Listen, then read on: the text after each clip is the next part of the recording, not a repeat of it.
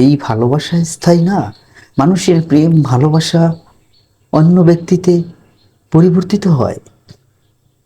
বিয়ের আগে এক প্রেম, বিয়ের পরে আরেক প্রেম। যখন ছেলে মেয়ে আসে তখন তার প্রিয়তমার ভালোবাসা 10%ও থাকে না। 10%ও থাকে না। সব ভালোবাসা গিয়ে ওঠে সন্তানের প্রতি।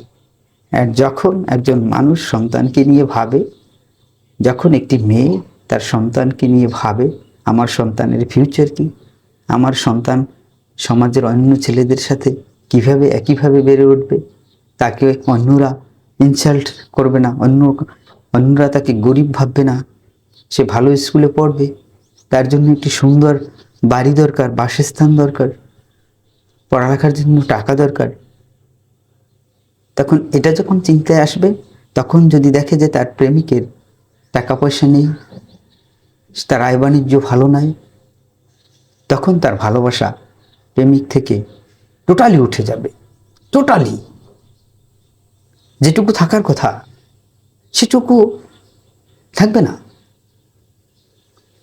কারণ ভালোবাসা তার সন্তানের উপর গিয়ে পড়েছে। এখন সে সন্তানকে নিয়েই ভাবে, তার প্রেমিককে নিয়ে ভাবে না, তার হাজব্যান্ডকে নিয়ে সে ভাবে না।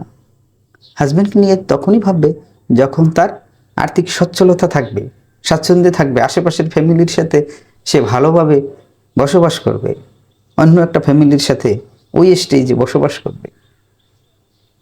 সমাজ যখন তাকে সম্মান করতে শিখবে।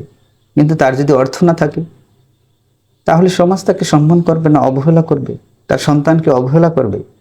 এটা সে সহ্য করতে পারবে না। এবং এই কারণেই বিয়ের পরে ভালোবাসা জানালা দিয়ে পালায়। শেক্সপিয়ারের কথা মতো, অভাব যখন দরজায় এসে দাঁড়ায়, ভালোবাসা তখন জানালা দিয়ে পালায়।